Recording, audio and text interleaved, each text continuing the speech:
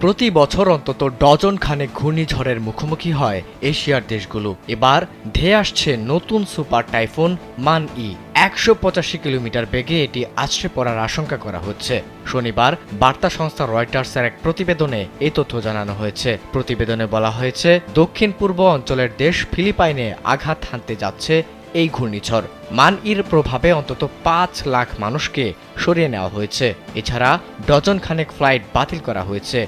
শক্তিশালী এ ঝড়ের প্রভাবে ব্যাপক বৃষ্টিপাত, বন্যাসহ ভয়াবহ ঢেউয়ের আশঙ্কা রয়েছে। দেশটির কর্তৃপক্ষ জানিয়েছে, লুজন দ্বীপের পূর্বাঞ্চলে ১৮৫ কিলোমিটার বেগে এটি আঘাত হানতে যাচ্ছে। এর ফলে আবহাওয়া বিভাগ ফিলিপাইনের ২ রাজ্যে দ্বিতীয় সর্বোচ্চ সতর্কতা জারি করেছে। বলা হচ্ছে, মান-ইর প্রভাবে ভারী বৃষ্টিপাত, ঝড়ো বাতাসের পাশাপাশি বন্যা ও জলোচ্ছ্বাস সৃষ্টি হতে পারে। এছাড়া এর প্রভাবে ঝড়ের ঢেউ ১০ মিটার পর্যন্ত পৌঁছাতে পারে বলেও সতর্ক করা হয়েছে। দুর্যোগ ব্যবস্থাপনা বিভাগের এক কর্মকর্তা বলেন, ব্যাপক ক্ষয়ক্ষতি এড়াতে আগাম প্রস্তুতি নেওয়া হয়েছে যেন দ্রুত গতিতে উদ্ধার অভিযান চালানো যায়।